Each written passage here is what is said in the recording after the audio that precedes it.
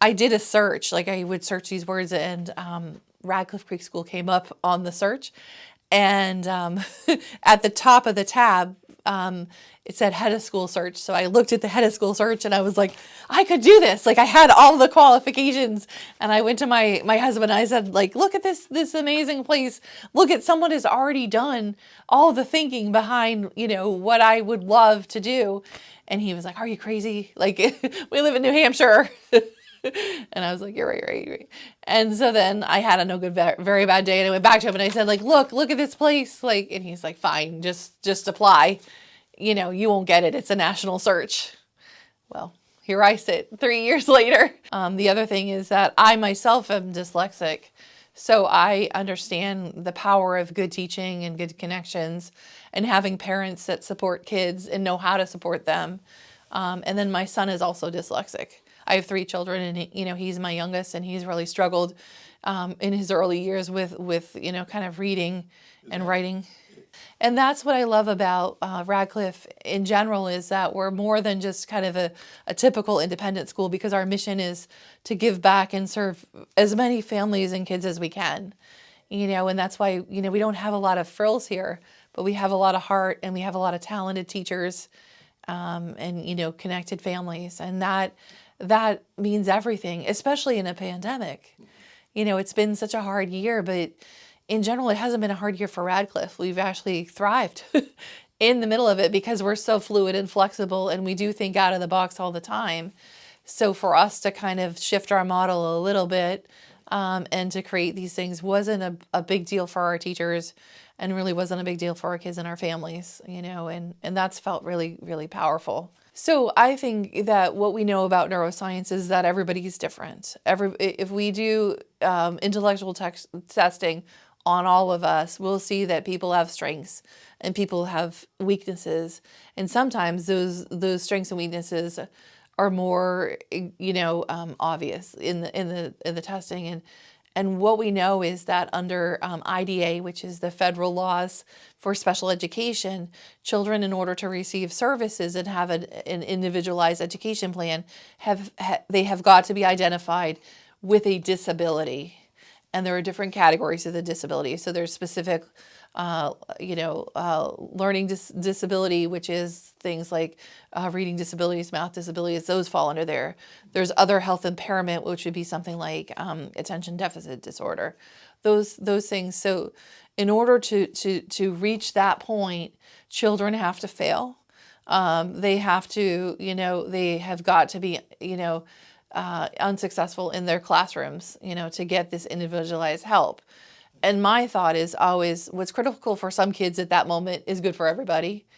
And that if we look at kids at what they have and their strengths and approach what they need help with, what they need to maybe grow in other places, it's better, because you're not looking at a kid who's broken. You're looking at a kid who just learns differently. Some of our kids are incredibly visual, and that's when you walk through our school, you see this beautiful artwork, and you see a lot of things on our walls, helping kids kind of anchor their thinking because they're visual. And some people are really auditory, and they actually, too much visual is actually really hard for them to process information. So they need to hear it. And all people need to do things. Like they need that multi-sensory instruction where it's that hands-on learning, so that they're hearing it, they're seeing it, and they're feeling it and doing it. And we know that all people learn better that way, So that's the thought. But I don't believe in disabilities. I believe that everyone is different, and that we just need to teach kids and people how they learn best. Every child has this potential. Every child has potential to be amazing and contribute to this world.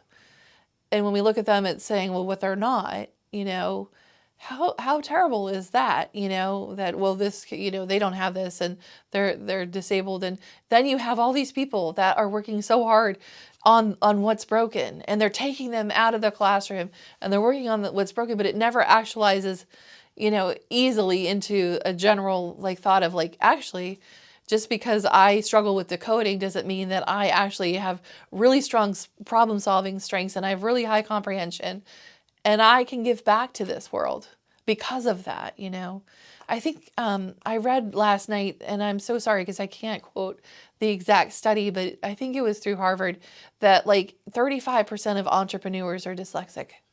And if we think about that, and we think about, like, I was watching Saturday Night Live, and Elon Musk was on, and he's autistic, obviously.